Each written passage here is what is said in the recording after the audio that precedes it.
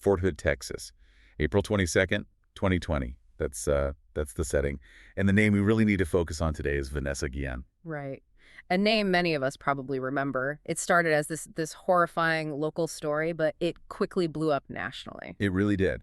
But as we're going to explore in this deep dive, looking at the source material, her story became, well, much bigger than just a single tragedy. Yeah, absolutely. It turned into this pivotal moment, really high stakes, that basically forced the entire U.S. military to look inward. To confront some really deep systemic problems.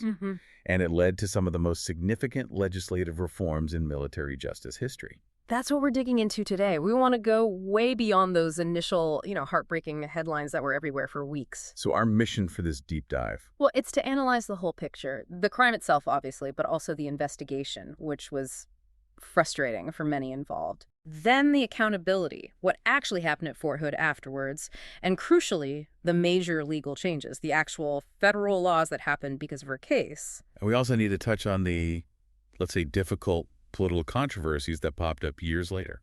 Around her memory, the family's fight. Yeah, that's part of the story too. Got to cover it. Okay, so before we get into the systemic stuff, let's just establish the basic facts. Vanessa Guillén, she was 20 years old, a U.S. Army specialist at Fort Hood. Part of the 3rd Cavalry Regiment. And the sources confirm she was bludgeoned to death inside an armory. By a fellow soldier, Aaron David Robinson. This was April 22nd, 2020. But her remains, Yeah. they weren't found for over 2 months. Late June. Yeah. Dismembered, buried. Yeah, which just amplified the horror and, frankly, the public outcry and the distrust of the military's handling of it from day one. It really galvanized people. Okay, let's start digging into Section 1. Vanessa herself, Fort Hood, and this hidden crisis bubbling underneath. Right. To really get the weight of this, you need to know a bit about Vanessa Guillén herself. She wasn't just a statistic. No. She was, by all accounts, a really ambitious young woman. From Houston, born September 30, 1999. Strong Mexican-American roots, right? Her parents were from Zacatecas, Mexico. Exactly, and she was sharp. Graduated high school in 2018, Cesar E. Chavez High, in the top 15% of her class. High achiever. Sources mention she was really active too, like soccer, jogging, very focused. Yeah, seemed very driven. And joining the Army wasn't just a whim, it was a serious goal for her. She enlisted right after high school, June 2018. Her job in the Army, her MOS, was 91F. Now, for listeners maybe not familiar, what does that mean exactly? That's a small arms and artillery repair. So basically she worked on weapons maintenance. Which put her right there, Yeah. in the armory, the place where units keep their weapons secure. That was her workplace with the 3rd Cavalry Regiment. And that detail, working in the armory, becomes tragically central to the crime itself. Her life was cut short, obviously, but the Army did posthumously advance her rank to specialist. That was July 1st, 2020. A recognition, sorts. Not a small one, yeah. Okay, let's talk about the day she disappeared. April 22nd. Last seen around 1 p.m. Where? In the parking lot of her unit's headquarters building. But here's the immediate red flag. The thing that told everyone this wasn't just someone walking off. Her stuff. Exactly. Her car keys, her Army ID card, her bank card, her barracks key, all found inside the armory where she worked. She left everything essential behind. You just don't do that. Especially not a soldier known for being disciplined. No way. You don't leave the base. You don't go anywhere without your ID, your keys. It screamed foul play from the start. And this is where the story pivots, right? Yeah. From just a missing person to something deeper. This issue of sexual harassment. Yes. Before she vanished, Vanessa had told friends, told her family, that she was being sexually harassed. And she named someone. She identified him as her supervisor. We now know that was Aaron David Robinson. But she didn't report it officially. Why not? Fear. Plain and simple, the sources are really clear on this. She refused to make an official report. Because she was scared of retaliation. Terrified. Yeah. And think about how you reported back then. It went through the chain of command. So she'd have to report her supervisor to the command structure that, possibly included people who knew him, maybe even protected him. Precisely. It's a classic impossible situation for victims. And there was another layer here, a really difficult one. Her family situation. Yeah. Her mother was an undocumented immigrant. The sources suggest this added this crushing weight of fear. Fear of rocking the boat, fear of attracting any negative attention from authorities. Wow. So that fear just silenced her. And sadly, that silence wasn't unusual at Fort Hood, it seems. This wasn't just about Robinson, apparently. What do you mean? Well, reports indicate that other female soldiers had actually made complaints against the same sergeant, against Robinson. What happened to those complaints? Dismissed, reportedly just brushed aside by officials. So the system was already sending a message. Don't bother reporting, we won't listen, or worse, we'll protect the accused. It creates that exact culture of impunity you mentioned, which made the initial investigation even harder. Yeah, let's talk about that initial investigation. It involved multiple agencies, right? Army CID, FBI, local police, Texas Rangers. A big effort on paper. But from the very beginning, Vanessa's family was deeply, deeply distrustful and vocal about it. They felt like they were being stonewalled. Completely. Kept in the dark is the phrase they used. The Army was releasing very few details, sometimes conflicting ones. The transparency just wasn't there. And that lack of information, that perceived lack of urgency from the Army, it fueled this huge public reaction. Massive. Her sister Mara, her mother Gloria, they became these incredibly powerful advocates. They weren't taking the Army's vague answers. And people responded. That rally in June 2020, hundreds protesting right at the gates of Fort Hood, demanding answers. That public pressure was immense. And groups like LULAC, the League of United Latin American Citizens, they stepped up too, adding significant money to the reward fund. So it wasn't just a quiet internal Army matter anymore. It became this high-profile national search, largely because the family and the public refused to let it be swept under the rug. Absolutely critical pressure. What? Which leads us into Section 2. The discovery, the confession, and identifying who was responsible. Right. Things really started moving at the end of June 2020. The breakthrough. Yeah. It was grim. Horrifyingly so. June 30th, Army investigators get called out to this spot along the Leon River in Belton, Texas. It's miles away from Fort Hood. Why were they called out? Private contractors working in the area had found partial human remains. And you mentioned earlier this area had been searched before. It had, yeah. About 10 days prior, actually. The investigators believed the remains had been buried, probably under concrete. Concrete. Yeah, and then possibly dug up or disturbed by animal activity in the days between the searches, which speaks volumes about the effort to hide them. It wasn't just a shallow grave. Not at all. Tim Miller, he's the director of Texas EquiSearch, the volunteer group that helped search extensively. He went on record saying it was the most sophisticated burial site he'd ever seen. Decades of experience. And that's what he said. It suggests real planning, real effort to make sure she was never found. Exactly. Premeditation, not just panic. And once those remains were found, things moved fast to identify the suspects. Aaron David Robinson, her supervisor. 20 years old, a combat engineer specialist. And Cecily Ann Aguilar, 22 years old, a local woman. She was Robinson's girlfriend, and importantly, the estranged wife of another soldier at Fort Hood. Aguilar became the key, didn't she? She did. She was interviewed again the same evening the remains were found, and she cracked. She confessed that Robinson told her he'd killed a female soldier at Fort Hood. And that she helped him? Admitted helping him dispose of the body, dismemberment, transport, burial, the whole horrific process. So law enforcement moved immediately on that confession. Right away. They had Aguilar make a controlled phone call to Robinson. Monitored, recorded. What happened on that call? That's where Robinson basically sealed his fate. Aguilar told him about the discovery, and he said, according to the sources, "Baby, they found pieces." Chilling. Did he deny anything? No. Aguilar even texted him news articles about the discovery, and he didn't deny any of the facts. It confirmed he knew he was involved. So the criminal complaint then laid out the awful details. Robinson beat Guillén to death with a hammer inside the armory back on April 22nd. Yes. And Aguilar allegedly helped him afterwards, dismembering the body, trying to burn it, burying the remains near the river. What happened immediately after Robinson realized the remains were found? Chaos. He learned about the discovery and he fled Fort Hood. He was actually briefly detained by his unit, supposedly for violating COVID quarantine rules. Wait, COVID rules? Yeah, sounds like a pretext maybe. But he managed to escape from an unarmed guard overseeing him. Shows you the confusion on posts. Before police could catch him in Guillén, the town next to Fort Hood, in the early hours of July 1st, Robinson shot himself with a handgun, died by suicide. So he never faced trial for the murder itself? Never. Which left this huge void for the family. No day in court for the actual killer. But Aguilar was apprehended. What happened with her? She faced federal charges. Initially, conspiracy to tamper with evidence. Later, a much broader indictment in 2021, 11 counts related to the cover-up. Did she go to trial? No, she eventually pleaded guilty in November 2022 to accessory to murder after the fact and 3 counts of making false statements. And the sentence. August 2023, she received the maximum, 30 years in federal prison. So there was accountability for the cover-up, at least. Okay, let's move to Section 3, the motive. This is where it gets really disturbing in terms of the why, because Vanessa's fear was sexual harassment. Right, but the trigger for the murder itself, according to Aguilar's confession, detailed in that Texas DPS report from May 2022, it was something else entirely. What was it? Robinson killed Guillén because she saw his cell phone lock screen. His lock screen. What was on it? A picture of Cecily Aguilar? Wait, just seeing a picture of his girlfriend, that led to murder. That seems wildly disproportionate. It does, until you layer in the specific Army context. Remember, Aguilar was married to another soldier at Fort Hood.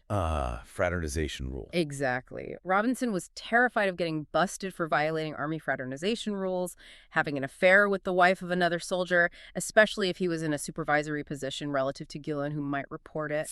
That could lead to serious punishment. Loss of rank, discharge. So he was more afraid of getting in trouble for fraternization than anything else. Yeah. So afraid he killed her to silence her about that.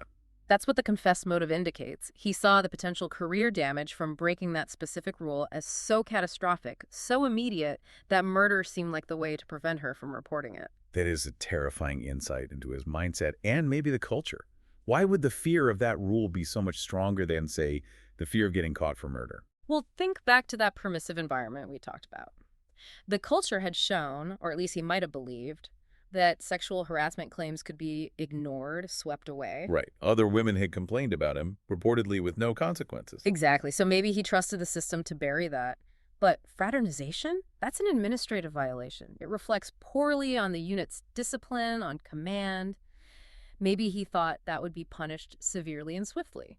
So he gambled that the Army cared more about enforcing fraternization rules than investigating potential sexual harassment or even murder. He chose murder to protect his career from an administrative issue. It points to a deeply warped sense of priorities, fueled by the very culture that ignored Vanessa's earlier fears. It's the ultimate systemic failure, really. The environment that dismissed harassment fears also created conditions where fear of fraternization discipline became a motive for homicide. And that toxic environment at Fort Hood. It wasn't just about Vanessa, was it? During the search for her, other tragedies came to light. Painfully so. It was a truly dark period for that base. While everyone was looking for Vanessa, the remains of 2 other missing Fort Hood soldiers were found. 2 others. In that same time frame. Yes. First, PVT Gregory Weddle Morales. He was 23, had actually been missing since August 2019. His skeletal remains were found in a field near Fort Hood on June 19, 2020. His death was later ruled undetermined, adding more mystery. And the second one? PVT Medjor Morta, 26 years old. His body was found near Stillhouse Hollow Lake on July 17th. His death was later ruled a suicide. So while the nation is gripped by Vanessa's case, you have these other soldiers turning up dead around the same base. It paints a picture of a place with serious, serious problems. Absolutely. It wasn't just one horrific, isolated incident. It suggested a pattern, a breakdown in soldier welfare, safety, oversight. It really shook public confidence in the base leadership. Before we shift to the changes that came later, we should also acknowledge the family's lingering questions, particularly Vanessa's mother, Gloria.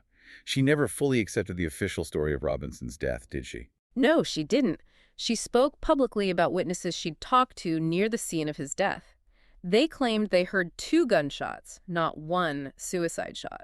And based on that? Based on that, she's maintained this belief that Robinson might have been executed by authorities, maybe as part of a cover-up, perhaps fearing what he might reveal about others if taken into custody. So while officials say suicide, the family's profound distrust of the Army, born from that initial experience, it leads them to question everything, even the killer's death. Understandably so. Their pursuit of justice has always been tied to this feeling that the full truth, potentially involving others higher up, hasn't come out. Okay, let's turn to Section 4. The systemic changes and the accountability that did happen, because the pressure became unbearable for the military. Totally. The combination of Vanessa's horrific murder, the other deaths, the family's relentless advocacy, the massive public outcry, it forced the Army's hand. So July 10, 2020, what happened? Secretary of the Army Ryan McCarthy orders a full independent review of Fort Hood.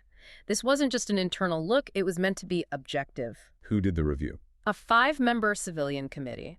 Their specific job was to assess the command climate, the culture at Fort Hood, especially regarding sexual harassment and assault policies. And their findings. When did those come out? December 2020. And they were scathing, absolutely damning. What were the key takeaways? Multiple leadership failures was a major finding. Not just mistakes, but failures in responsibility from commanders down the line. Failing to maintain standards, failing to investigate properly. You're reading a climate where soldiers couldn't trust the system? Exactly. But the bombshell phrase, the one that confirmed everything advocates had been saying, was that there was a permissive environment for sexual assault and sexual harassment at Fort Hood. Permissive environment. That's a direct indictment of the leadership and the culture they allowed. Yeah. It wasn't just a few bad apples, it was the barrel itself. Precisely. It acknowledged the problem was institutional, and the Army's response this time was unusually swift and severe. Disciplinary actions. Big time. Unprecedented, really. 14 commanders and other leaders at Fort Hood were disciplined, removed from command, suspended. Action was taken. Who are we talking about here? Any high-ranking names? Oh, yeah. Major General Scott Eflint, who was effectively running the base at the time. Colonel Ralph Overland, commander of Vanessa's regiment. The 3rd Cav, Command Sergeant Major Bradley Knapp. All disciplined. And others were suspended, too. Right. Major General Jeffrey Broadwater and Command Sergeant Major Thomas Kenny of the 1st Cavalry Division were suspended while another investigation happened. Though we should note, Broadwater was later cleared and reassigned, so the process wasn't simple, but the initial sweep was broad. Very broad. And Secretary McCarthy framed it as bigger than just Fort Hood. He said Vanessa's murder shocked our conscience and pointed to deeper problems across the whole Army. So Fort Hood became the catalyst for Army-wide changes in how sexual assault and harassment were handled. That was the intent. Using this tragedy to force a hard look in the mirror across the entire service. And beyond the military's internal actions, there was legal fallout, too. The family sued. Yes. In August 2022, the Guillén family filed a major civil lawsuit against the U.S. Army. They're seeking $35 million in damages. On what grounds? Wrongful death, sexual harassment, assault. Basically arguing the Army was negligent, that they failed to protect Vanessa, ignored the warning signs, dismissed complaints, and ultimately created the conditions that led to her death. That lawsuit is still ongoing. As far as sources indicate, yes. It's another front in their fight for accountability, this time seeking financial responsibility from the institution itself. Which brings us to Section 5, the legislative and cultural legacy. This is where the impact becomes really concrete and lasting. Absolutely. This is arguably the most significant outcome. Her case literally changed federal law. A legislative tsunami, as you called it. Where did it start? State level first. Yeah, Texas moved first. June 2021, Governor Abbott signed the state's Vanessa Guillén Act, SB 623. What did the Texas law do? Crucially, it created procedures for Texas military members to report sexual assault or harassment outside their direct chain of command. It offered protection against retaliation, the very thing Vanessa feared most. So an external reporting option within Texas. But the big change was federal. That was the game changer. That core idea, taking reporting and prosecution out of the commander's hands, went national. Oh. Through the National Defense Authorization Act, the NDAA, signed in late December 2021. It included key provisions from the proposed federal I Am Vanessa Guillén Act. And what did those provisions do to the military justice system, the UCMJ? This was a massive shift, right? Commanders used to hold all the cards. Totally. For decades, the unit commander decided whether to investigate, whether to prosecute crimes within their unit, even if the commander or someone they favored was implicated. Huge conflict of interest potential. So what changed? The I Am Vanessa Guillén Act provisions mandated that investigations into sexual harassment and the decision to prosecute serious related offenses like sexual assault would now be handled outside that service member's immediate command structure. By who? Who makes the call now? They created the Office of Special Trial Counsel, the OSTC. These are independent, specialized military prosecutors. They now have the authority to decide whether to prosecute these specific cases. Taking it away from the potentially biased commander. That directly addresses the power imbalance Vanessa faced. Directly. And it also explicitly added protections against retaliation for reporting. Then there was another step just after that. Go on. January 2022, President Biden signed Executive Order 14062. This formally made sexual harassment a specific crime under the UCMJ. It wasn't before. How was it handled? Often under vague articles like conduct unbecoming or disorderly conduct, harder to prove, sometimes lesser penalties. Making it a standalone offense gives it more teeth, more clarity. Okay, so state law for external reporting, Federal law taking commanders out of the prosecution decision for serious cases, and a specific UCMJ offense for sexual harassment. That is a profound legal legacy. Nonpartisan changes affecting the entire U.S. military. Huge. And her legacy is also cemented in memorials, ensuring people don't forget. Those murals in Houston are powerful, showing her with both the U.S. and Mexican flags. Reflecting her heritage and the community support. And even at Fort Hood itself, now renamed Fort Cavazos, of course, Right. the main gate for her unit, the 3rd Cavalry Regiment, was renamed the Vanessa Guillén Gate back in April 2021. There's a plaque. So every day, soldiers entering that area are reminded. A constant reminder of the cost of failure and the changes she inspired.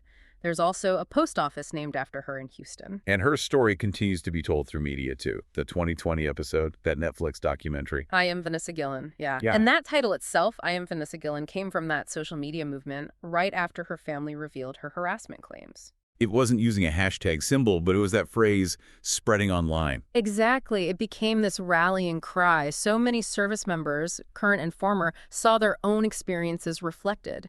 People who felt silenced finally had a voice, united under her name. Okay, moving toward the end, Section 6. We need to address that political controversy that emerged much later, in October 2024, about the funeral costs. This requires careful handling, sticking just to the sources. Absolutely. Very sensitive, very political. The core allegation came from an article in The Atlantic. What did it allege? It alleged that former President Trump, after meeting with the Guillén family back in July 2020 and supposedly promising to cover her funeral costs, later refused to pay. And the article cited sources. 2 anonymous sources, citing contemporaneous notes from that meeting. They claimed Trump got angry about the cost, allegedly using offensive language about her heritage, burying a flipping Mexican, was the reported, quote, and told his chief of staff, Mark Meadows, not to pay the reported $60,000 bill. Extremely serious allegations. The article also claimed he remained angry later, saying people were trying to rip him off. Yeah, explosive stuff. Especially given the family's grief at the time. But there were immediate and strong denials, right? Yes, absolutely crucial to note. A Trump campaign spokesperson and Mark Meadows himself denied Trump made those remarks about the cost or her heritage. They disputed that account of the meeting. And what about the family? What was their reaction to the article? This is key. Vanessa's sister, Mara Guillén, who was at the meeting, went public on social media. She said the story was exploiting her sister for politics. She stated very clearly that President Trump had shown nothing but respect to her family and Vanessa. So a direct contradiction between the anonymous sources and a family member who was actually there. A direct conflict. And the family's lawyer, Natalie Kawam, added another layer. She confirmed she had sent a funeral bill to the White House and no payment was received. But she strongly accused The Atlantic's editor of misrepresenting her client's experience and, again, exploiting them for cheap political gain. She specifically called out the timing. Yeah, 4 years after the meeting, just 2 weeks before a major election. That timing raised questions for Kawam. It did. So you have anonymous sources with direct quotes versus public denials from the campaign, Meadows, and crucially, the Guillén family themselves feeling used by the story. A very contested situation. Okay, so let's bring this deep dive together. Final thoughts. Looking back, it's just undeniable how Vanessa Guillén's personal tragedy, made infinitely worse by the Army's failure to address her fears about sexual harassment, how that directly ignited a revolution in military justice. It really is an incredible, though tragic, example of how public pressure and a family's absolute refusal to give up can force monumental change. Landmark laws passed with bipartisan support. The I Am Vanessa Guillén Act provisions, the UCMJ changes, they fundamentally altered the mechanisms for handling misconduct. They aim to fix the structural flaws, the power imbalances.